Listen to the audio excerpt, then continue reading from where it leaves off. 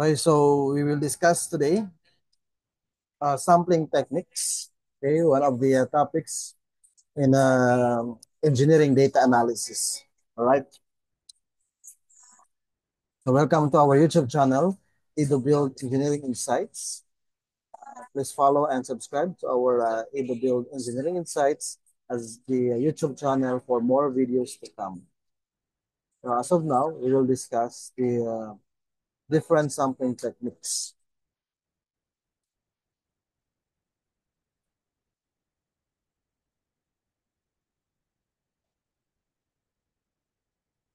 Now, if the population under study is too large to handle and will entail much time, cost, and effort, taking samples is a very good alternative.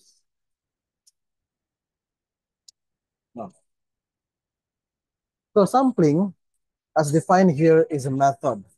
All right, it is a method of getting small part from the population that serves as the representative of the population called the sample. Okay, the sample. So meaning sampling is a method. Okay, how do you want to represent the total population, the entire population? Through sampling. And that number of population that represents the total population is what we call the sample. Okay? So that's why in taking a too large population, you need a taking samples. It should be noted that if a small part of the population is considered, okay, pag maliit lang yung part ng population na i-consider natin, then sampling error should be expected. Pag maliit yung population na in consideration. But if that is too large, okay, malaki na yung population, then sampling is a very good alternative. Thus, in drawing conclusions about the population from which samples are drawn, the researcher, okay, take note, oh, kasi this sampling technique is very much important in research, no? That is why we're discussing this so that later on, if you will indulge in a research or any research activity, then you can be able to determine how to get sample, how to conduct a sampling, and what will be the appropriate techniques for the samplings. Right? So, thus, the researcher should learn how to draw samples that actually represent the population. Because in the research naman, kung napakarami na iyong respondents, not necessarily that you're going to consider one by one or each individual. You need a representation from the total population. If the population, say for example, 10,000, do you really need to consider them? I mean, do you really need to take them all? Of course not. So you mean you need a representative from that 10,000 people. And that representative is we call the sample. Okay. Now, of course, before the collection of the data, it is necessary to determine the sample size. Okay? Meron tayong sample size dito.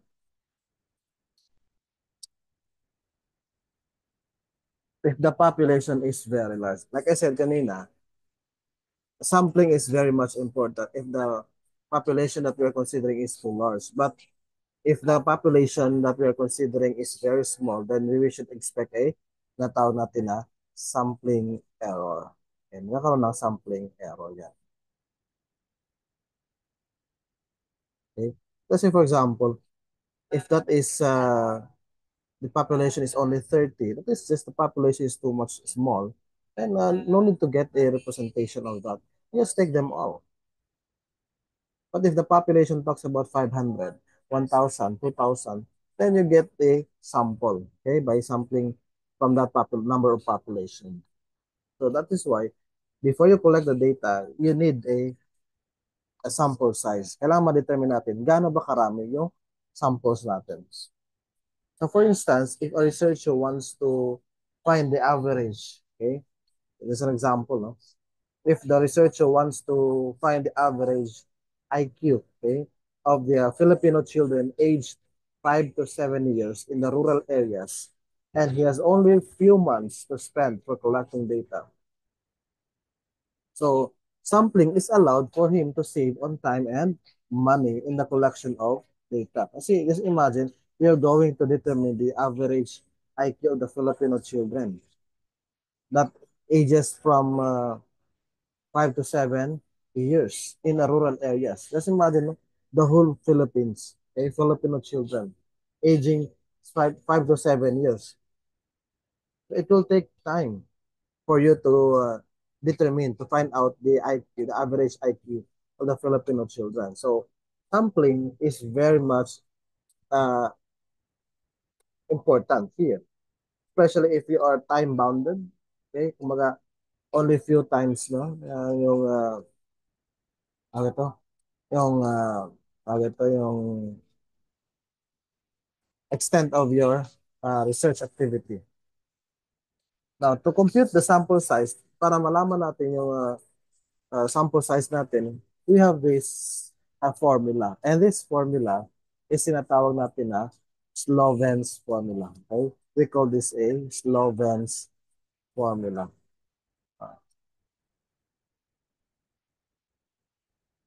Okay, Sloven's formula, in which N is equal to capital N, you divide by 1 plus capital N e raised to 2, or N is the sample size.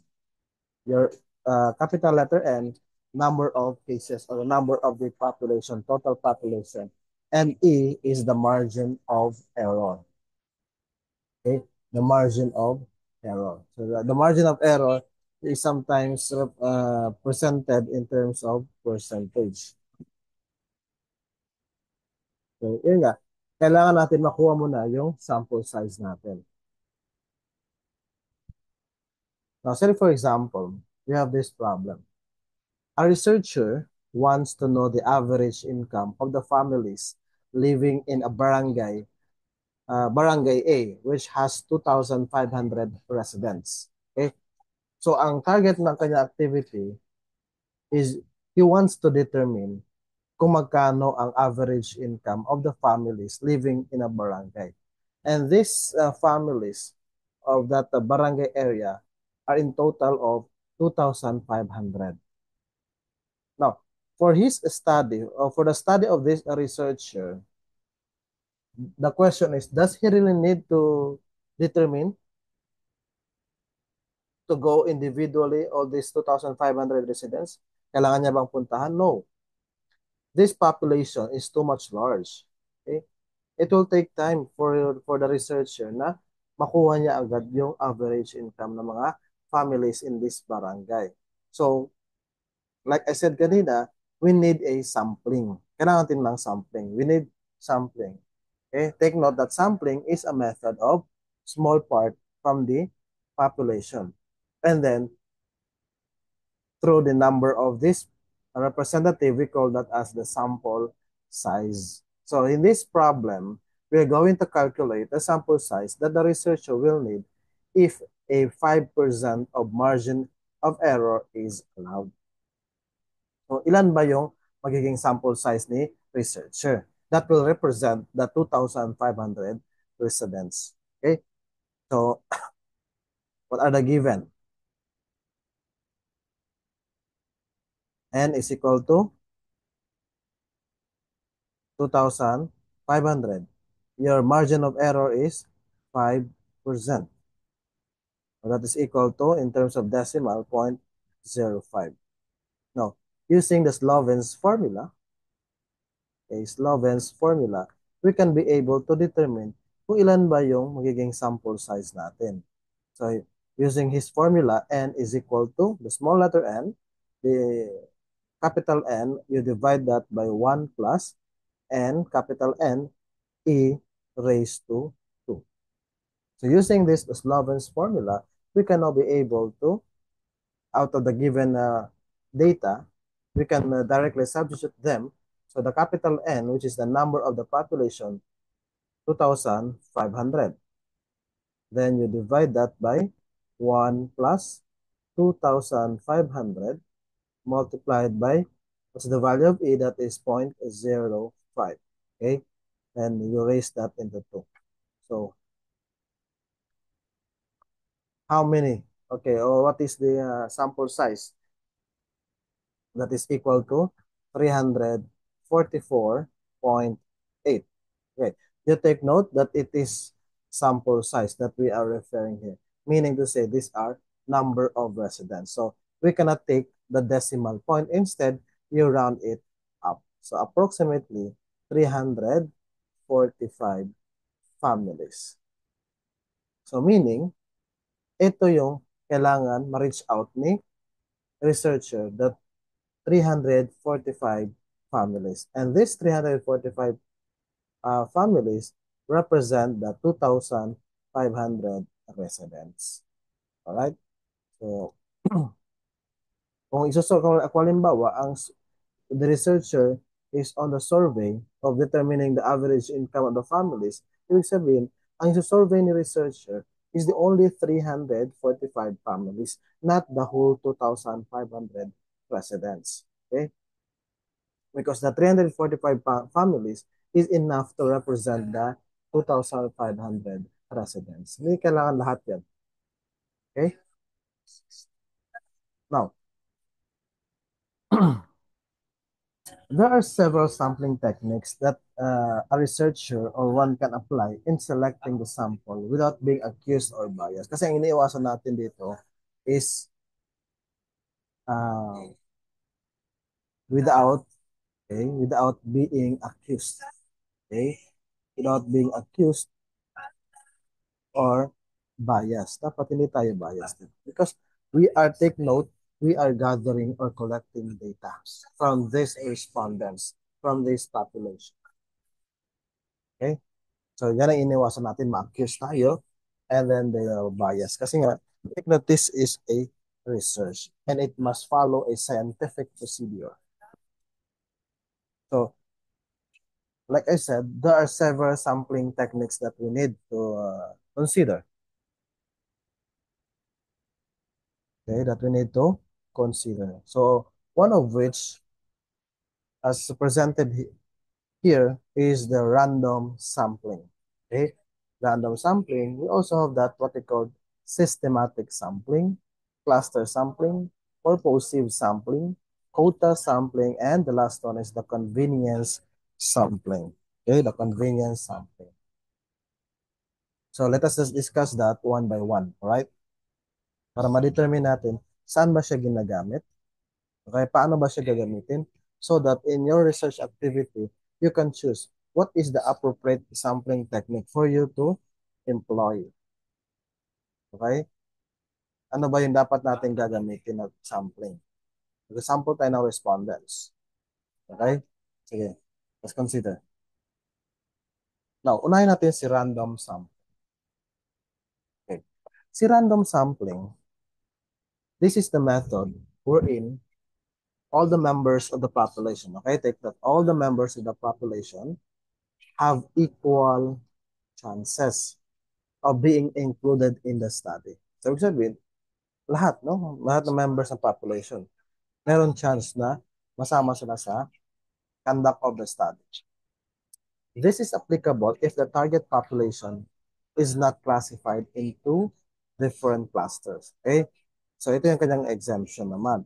You can be able to be given the equal chance of being included in the study even provided that the target population is not classified in terms of clusters, sections, levels, or classes. So, ibig sabihin, walang classification.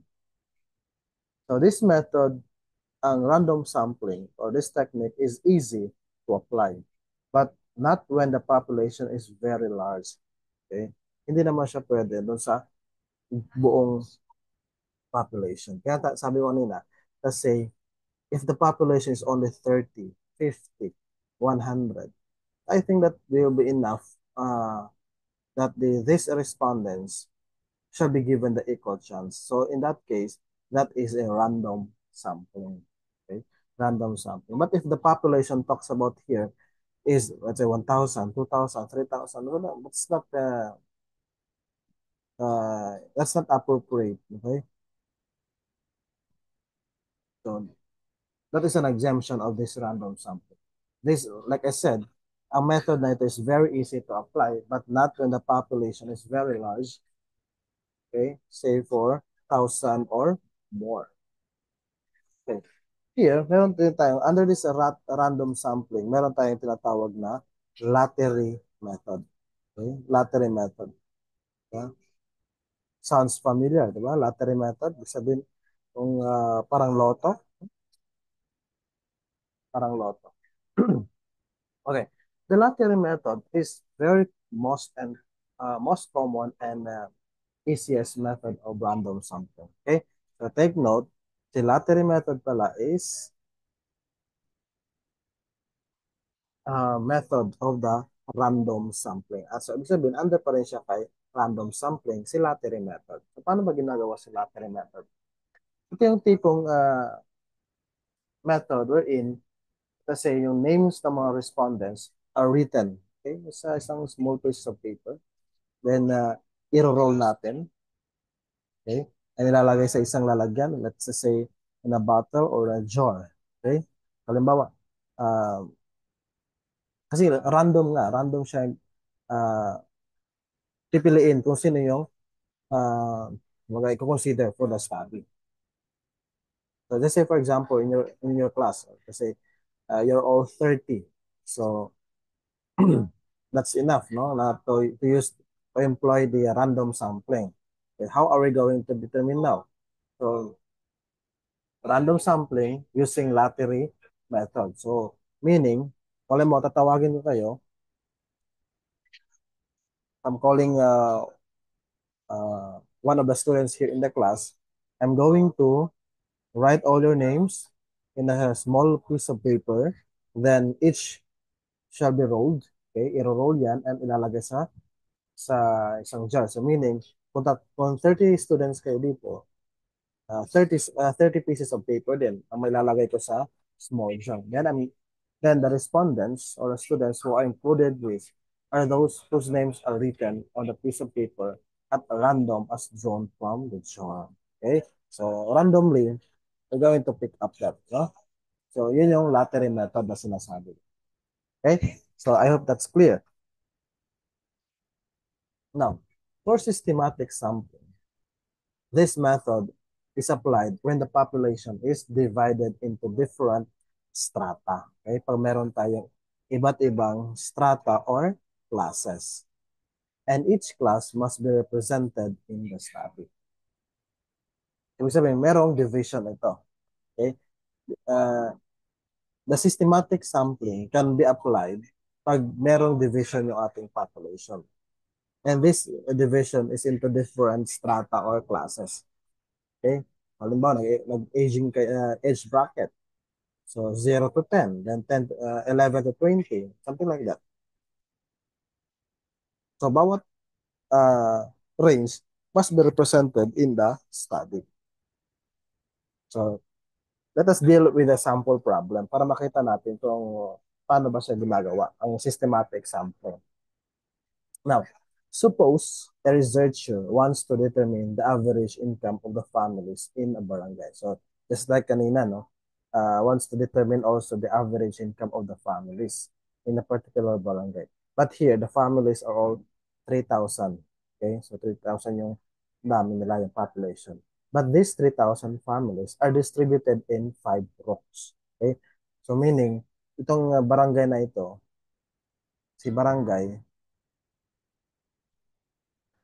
meron siyang 5 na puroks. Okay? 5 puroks. And the total population is 3,000 families. Okay? So, most likely, bawat purok, may record ito. Okay? Bawat purok, kasi purok 1, purok 2, purok 3, purok 4, purok 5. Bawat purok may sarili siyang number of families. Okay? Dapat provided yun. Okay? Number of families. But then, the total families sa limang purok na yan should be 3,000. Okay. Now the question is, compute for the sample size n, okay, yung n natin, at 5% margin of error. Okay, 5% margin of error. Kung sinabi kasi natin 5%, okay, ano ba ito? So, let us make it clear of the 5% margin error. Margin of error. Okay, or we call that as MOE. Sabi natin, ang average income,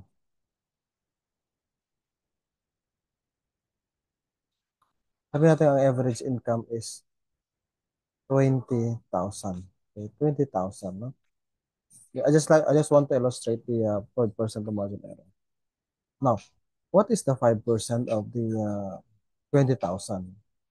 That is 1,000 pesos. So meaning, yung population natin, yung families natin will have the range of its average income of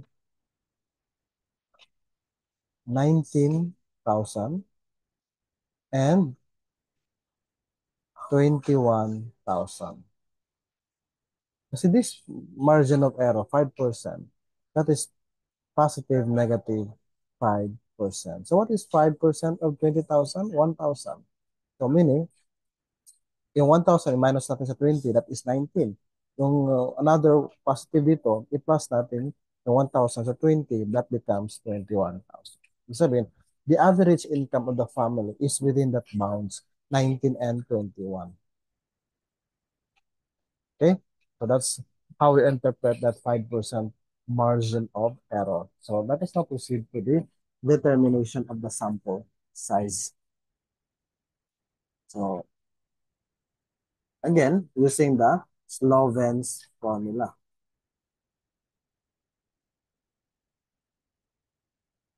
Okay? So n is equal to the capital N, you divide that by 1 plus n e squared. So what is the value of n? That is 3,000.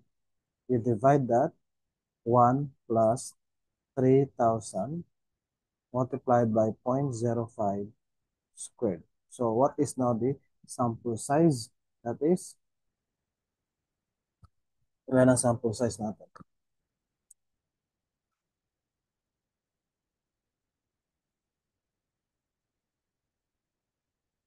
So we have 352.9. So like I said kanina, since we are dealing with the population here, we cannot take the decimal values, but you run it up. So that becomes 353 families. Okay, 353 families. Okay, so we're not done yet. Huh?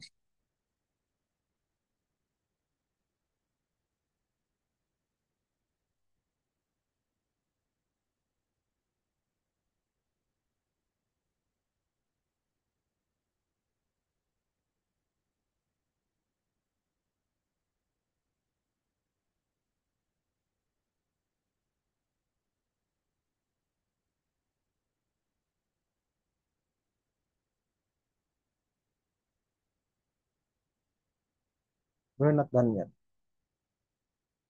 Okay, so this one, no? So let us determine how that is being distributed. Okay, ito yung sinasabi ko kanina.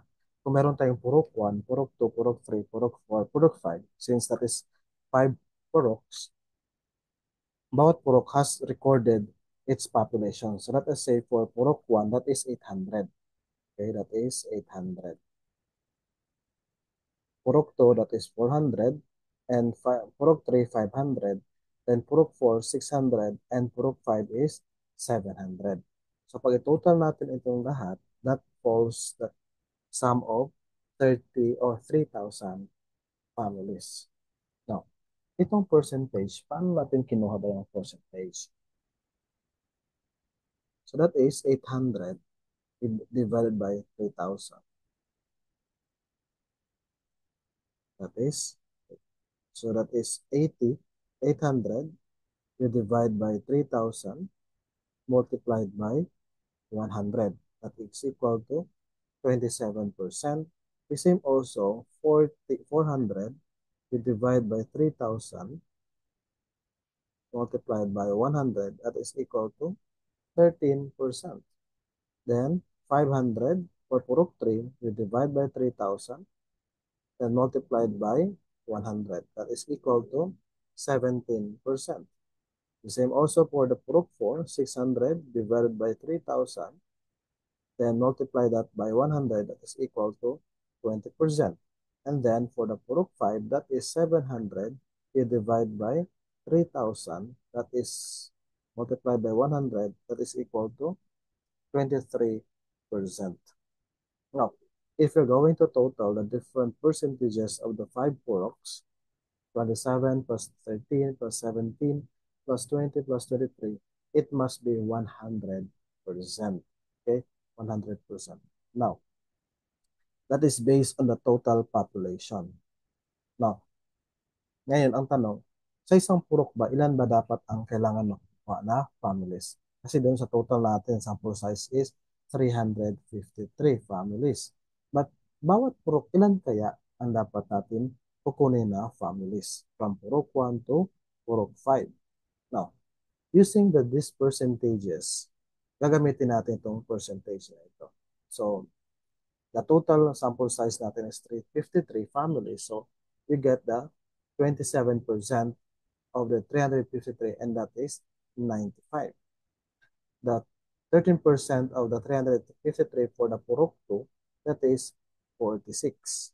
And then 0.17 or the 17% of the 353, that is equal to 60.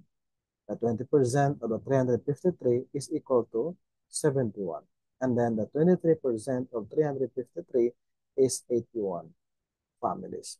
Now, if you're going to total them all, sum up them all, 95 plus 46 plus 60 plus 71 plus 81, that equates to 353. So, ibig sabihin, nakuha mo pa rin yung total na sample size natin. That is 353. In each purok, ito yung kanyang families that you're going to consider. Okay? That you're going to consider. Now, the question naman is, paano mo ngayon pipiliin ang 95? Kasi sa purok 1, paano mo naman pipiliin ang 95 sa 800 na yan? Okay, di ba? 95 ang kailangan mo sa purok 1, pero ang population ng purok 1 is 800. So ngayon, paano mo siya pipiliin? The same also itong 46 from the 400 of the Purok 2. The same also sa Purok 3, 60. That is 500 ang kanyang total population. 71 from 600. 81 from 700. Paano ba natin siya isi-select ngayon? Okay? So, we can use now here the lottery method. Okay? The lottery method. Just like this one. Yung kanina yung sinabi ko. Sa Purok 1, kunin natin lahat ng mga pangalan ng 800 na families. Lalagay natin sa small piece of paper, 800. And then, i-roll natin yung bawat paper na yon, ilalagay sa isang jar. So, lahat ng piece of paper doon is 800 ang nakalagay, 800 pieces. Bubunutin ngayon natin ang 95 doon. Okay? 95. So, 95 families. Okay? So, ganun po ginagawa yung systematic sampling. So, here, the application of selection of the sample size each purok is we can use the lottery method.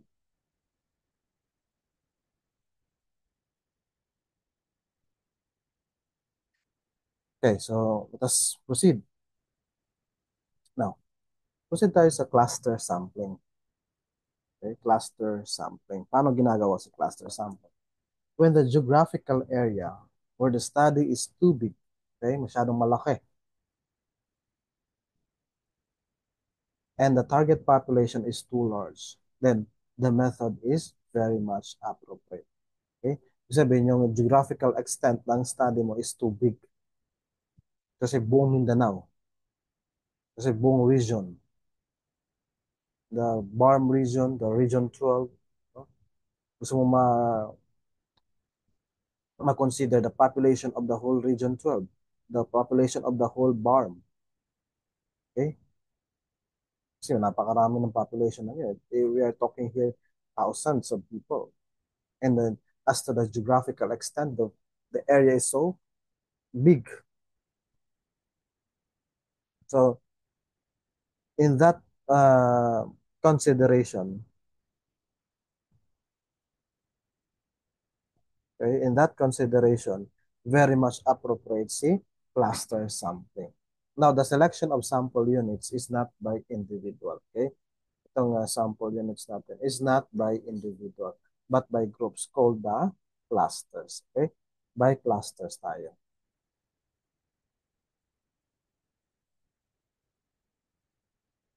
So the area is divided into clusters. Then you select a desired number of clusters at random. Okay? At random. So papasok na naman si random sampling. Okay? Kasi nga random. The area is divided into clusters, then you select desired number of clusters at random. So, consider natin itong isang sample, example natin. A doctor wants to make a nationwide study on the correlation between smoking and death rate. Okay?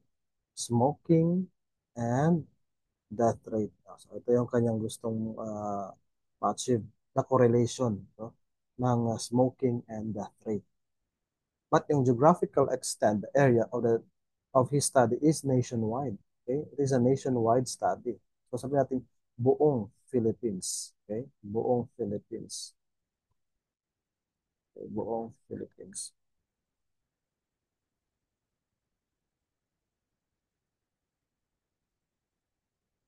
Now, he decides, the doctor, to take the 13 regions of the country. So, the total regions natin ito, sabi niya, is 13 regions, which can be considered as clusters. Okay?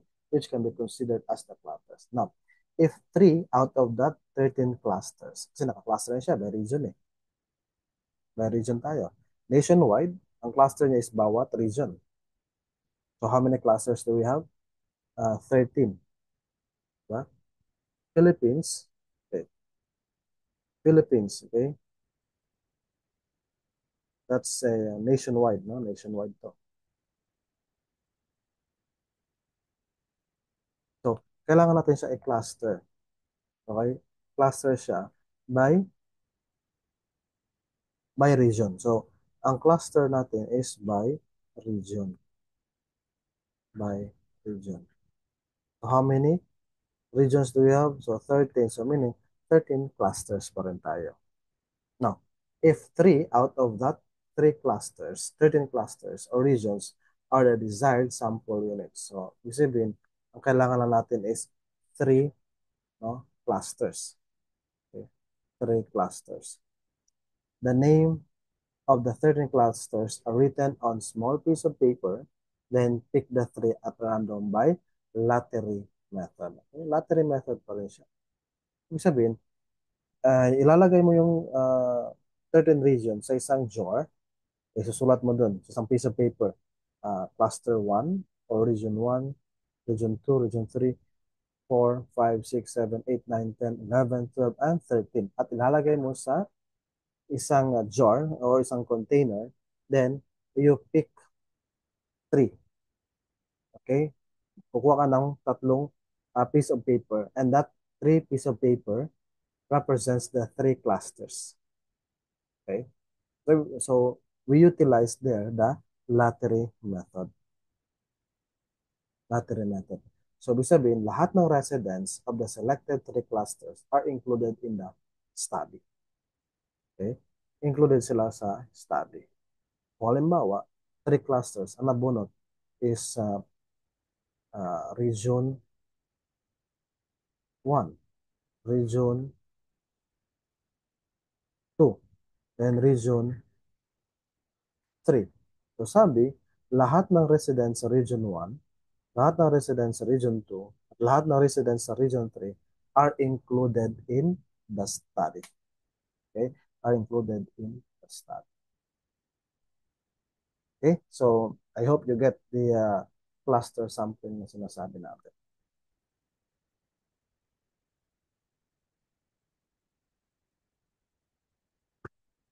Okay, so shall we proceed now to the next sampling technique? So we have now tinatawag natin na purposive sampling. Okay, purposive sampling. Now, pag sinabi ba natin purposive sampling, ano ba ang ibig sabihin to? Or how do we utilize or how do we employ the purposive sampling? Now, here, as stated here in our presentation, the respondents of of the study are chosen based on their knowledge of the information. Okay, knowledge based on their knowledge of the information as required by the researcher. Okay? So, that's how, no? Nakadepende siya doon sa knowledge ng of information required by the researcher. Okay. So, sabi natin, meron tayong example ito. A researcher wants to make a historical study about town A. Okay. So, this is a historical data. Okay. Historical data. An historical study. Okay. Historical study.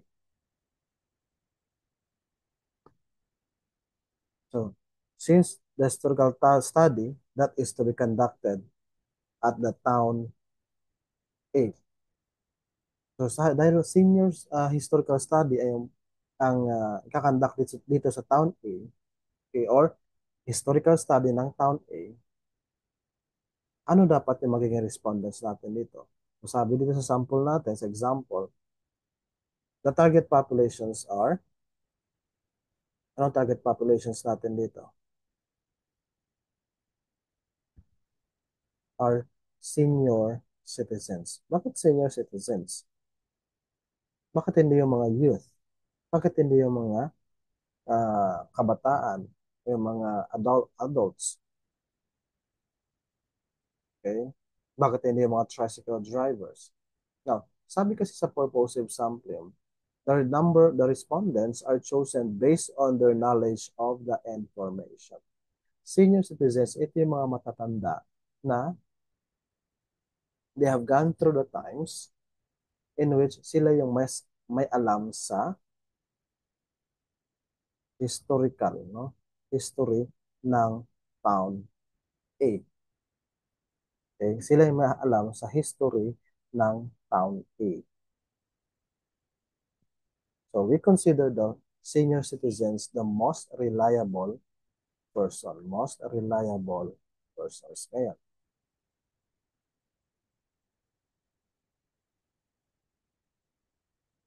so since they are the most reliable persons, out of that, meron tayong 2,000 senior citizens. 2,000 silang lahat. Ngayon, at 3% error, out of the 2,000, ang kukunin natin is 714. So, 714 na yung kukunin natin. Bakit 714? 2,000 senior citizens. So, i-compute natin ang number over sample size using the using the Sloven's formula, n over 1 plus n e squared.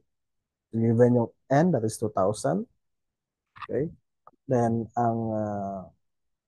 okay, try natin. N, that is 2,000 over 1 plus 2,000. Margin of error is 0.03 squared. So that is 714. Okay, 714.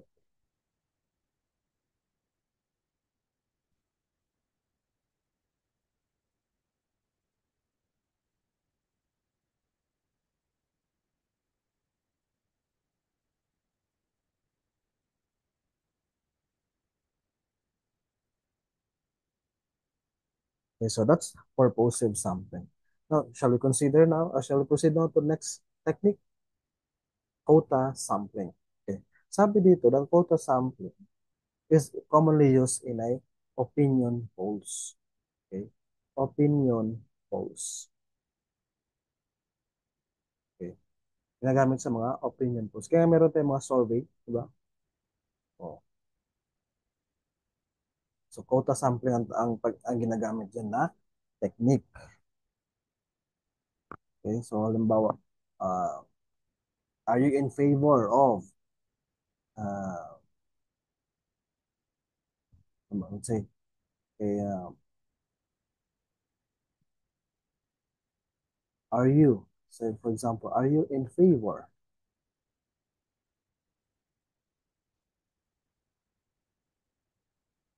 of VP Sara or Speaker Romualdez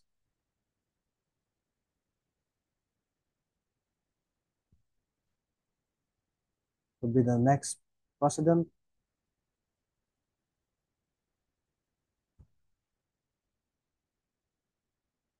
So, VP Sara, just put a check. Speaker Romualdez. And this is an opinion poll. So we just check if you go for VP Sara or you go for Speaker Romualdez. Okay? So consider natin ito sa isang example problem. Suppose a salesman is required to gather information as to the most common hair shampoo used by the Filipino or female Filipino clients. Okay? To gather information. So, sabihin, kailangan dito ng salesman is kung ano yung common na hair shampoo na ginagamit ng female Filipino clients. If he wants 2,000 sample units and should do the survey in a short time, okay, he can station himself in public place, such as the park or in malls, and ask the females he meets regarding the hair shampoo they usually use. Okay? So, ibig sabihin, ang target niya is 2,000 sample units.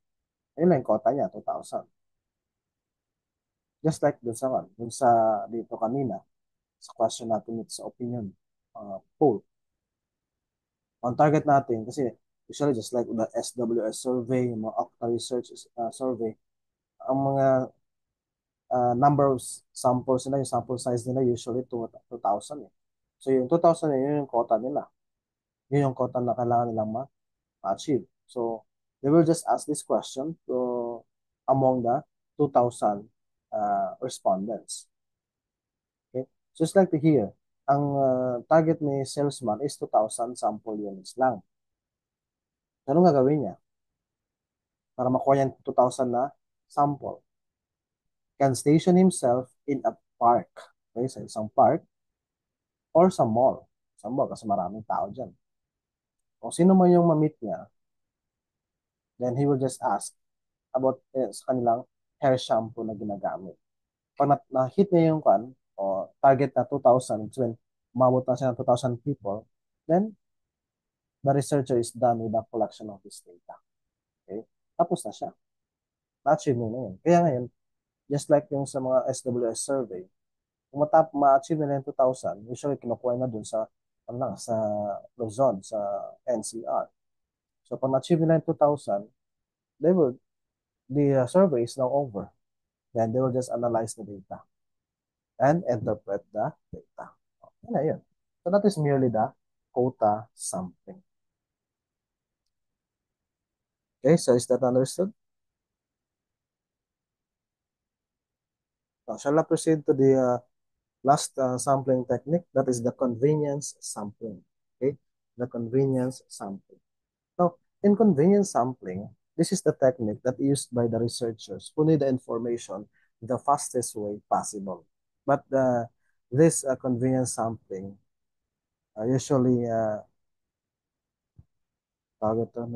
may certain issue ito, merong downside itong sampling technique na ito. Okay. So, sinabi dito, na it can be used by the researcher because it is the fastest way possible.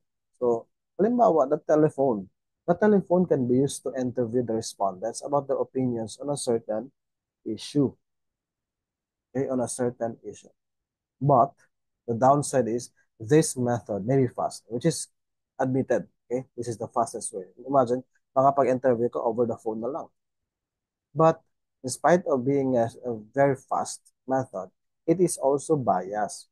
Paano na lang yung respondents who do not telephones? Ibig sabihin, pag wala silang telephones, then they do not have the chance or the opportunity to be included in the study. So, ibig sabihin, ang kailangan lang nito is yung may mga telephone. Now, if you want to, let us say, kasi itong telephone kasi, kumaga, parang naging society symbol lang siya, society status. Pag may telephone ka, parang mayaman ka. So ngayon, halimbawa gusto mong kunin yung average income sa isang community. Then you want to employ the convenience sampling. So gagamit ka lang ng telephone by calling all these families. So matatawagan mo lang lahat yun sa mga yung may kaya lang, yung mayaman. How about those people or families who do not have the telephone? Ibig sabihin, yung mga families na yun, they do not have a chance na masama sila sa study. And hindi sila ma-recognize. Okay? So that's the downside. Another example is in the case of a teacher who makes a research which requires the inclusion of students as respondents. Okay? Yung respondents. Ibig sabihin yung teacher, no? Let's say yung teacher, gumagawa siya ng research, then ang kanyang respondents are students. So most likely, conveniently, sabi niya, no? Conveniently, the teacher may use his own students as respondents. Okay? Alam mo, ikaw yung advisor ng isang section. Let us say, section, the fourth year section or fourth year level, section Archimedes. Okay? Natin. Fourth year level, section Archimedes. And you are the advisor of this one, no? Ikaw yung advisor. You as the advisor is doing a research. Okay? You're doing a research. And out of your research, you need the students as your respondents. Students as the respondents.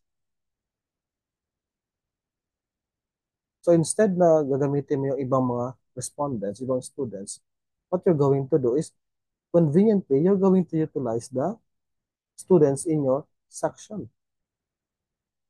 Kasi mas convenient sa iyo. But like I said kanina, it entails bias. How about now those students who do not belong to Archimedes? So they do not have a chance to be included in the study. Okay? So that's how the uh, sampling, okay? Some different sampling techniques. Okay, so in your study later on, okay, you determine precisely which sampling technique seem to be applicable, okay, and appropriate. Take note, the previous one, we able to determine the different types of data na i-gather natin. Ngayon, pag-gather natin, paano natin, I mean, we know already the data. So, it could be continuous data, the discrete data, di ba? Ngayon, dahil meron tayong, we know already the type of data that we want, how are we going to collect the data? So, paano natin collect yan? So, we have the different methods, di ba? Yung questionnaire method, diba? Registration, so, a lot, no? A lot of the methods. So, saan papasok doon sa sampling? Ito nga sampling natin. Okay?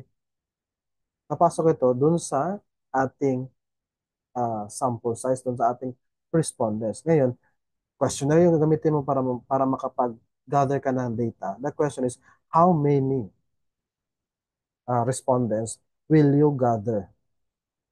I mean, will you employ, will you use for your study for you to gather the data using the questionnaire.